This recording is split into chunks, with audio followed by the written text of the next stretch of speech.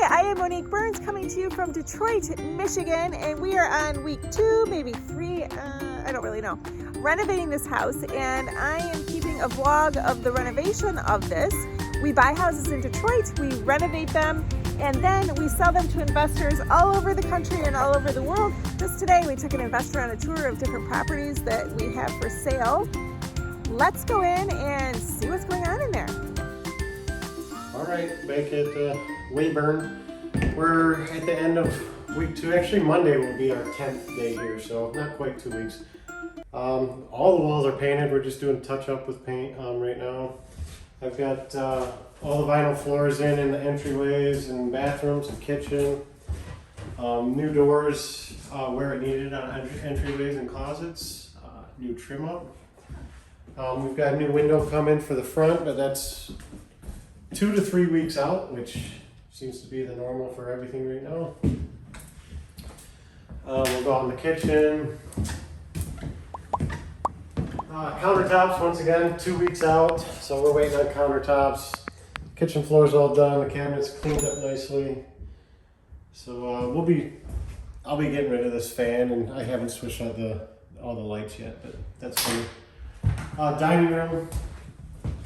Got the vinyl floor in the dining room. That'll be nice, you know, for keeping eating areas clean. What's the difference between linoleum, vinyl plank, and just the floating floor snap together plank? That's a wood. Okay, well, this is what I like to use is a solid vinyl plank. It can sit underwater for 10 years and not be affected. It's actually got a 40-year warranty on it, and it's the same price as the press board snap together floating floor. The press board, if you get it wet or mop it, it swells up.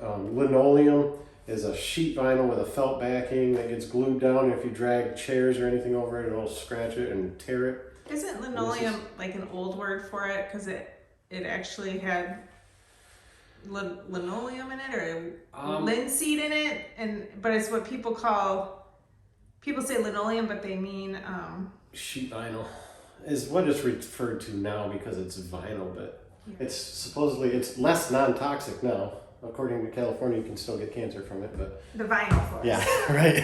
Yeah, not the solid vinyl either because this is encased. So, actually, the old sheet vinyl had.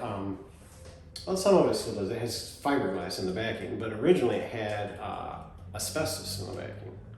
So if you're ripping up old vinyl, wear a mask.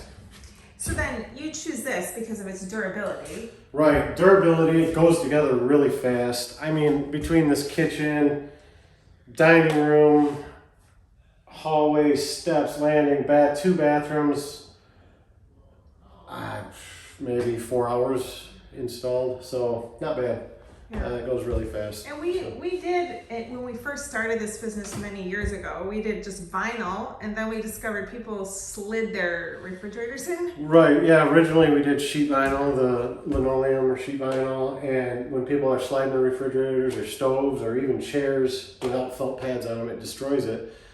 This is something that's going to last. I mean, to destroy this, you really have to almost purposely destroy it, or just be reckless, you know. You can actually, we don't want you to, but you could probably scoot a refrigerator around without leaving noticeable damage, you know. So, and it's got a good wear layer on it. And like one thing I like about it is you can mop it, you can get it wet, and it's not going to ruin it.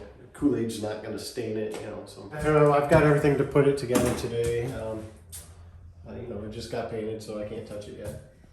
Yeah. But by the end of today, it'll have the vanity in it. Yeah, watch your step. Vanity and toilet. And I think Tuesday, today's Friday, I think Tuesday will be our last day here, other than coming back and doing the window and countertop. Basement hasn't changed, so no sense in really looking down there, but you see the vinyl on the steps and landing. We'll paint that door. The door was fine, so I left it. Just dirty. Yeah, just dirty. Oh, I'm going to show you this out here too. Put a brand new door on the back here. I'll have to go outside and trim it out a little bit still, but I just screwed a board to it because we're not using it, and I think it's just less likely that somebody's going to get in. If they were going to break in, that would be the first door they would go to. All the trim and everything's going to be painted white. You see, I've got white trim up in areas already that I put, new trim in. So, but it'll look nice when it's all painted up. Entryway once again is vinyl. This corner right here is a rounded corner, which is really odd that they put it here. And this is, when I first started working on this house, I started seeing some things that I thought maybe this was a training house, which I'm pretty sure it is, because the only reason you would really put a rounded corner here is if you're showing somebody how to do a rounded corner. Then you take this, you put it right here and right into the saw. Got that? Very good. Damn it, Goldstein! Where it needed it. Closet doors, and it's all painted up except for the trim again. Right now, as you guys got here today, I was putting the bathtub back together. Whoever did it originally, the faucet wasn't on right. There was a big gap along water in. Oh, I see the trim around it. Yeah, the trim around it. That'll get caulked up and painted also. That helps, so.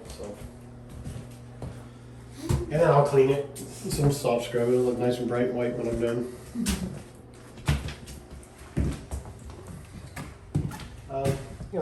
This was the pink room?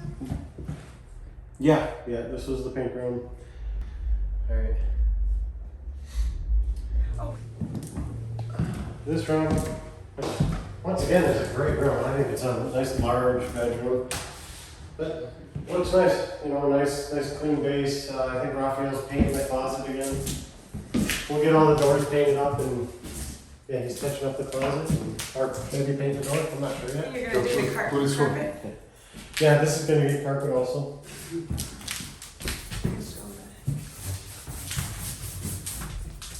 That's cool, big walk-in. Yeah, so like I said, Tuesday or Wednesday, I think. I might be pushing it on Tuesday, probably Wednesday will be done. We'd have to make screens for most of the windows in the house also. Most of them are missing their screens. How do you make screens? There's a screen kit at Home Depot, and you cut the sides down and put the screen in. You do it or they do it? I make them.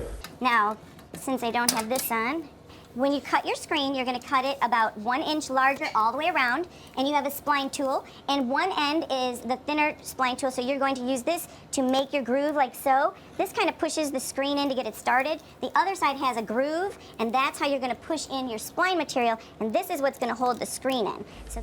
Yeah. Yeah, I make them right here on site, so if they, just to make sure they fit completely, so. And that's pretty much it. Okay. Fairly easy house. Thank you. Yep.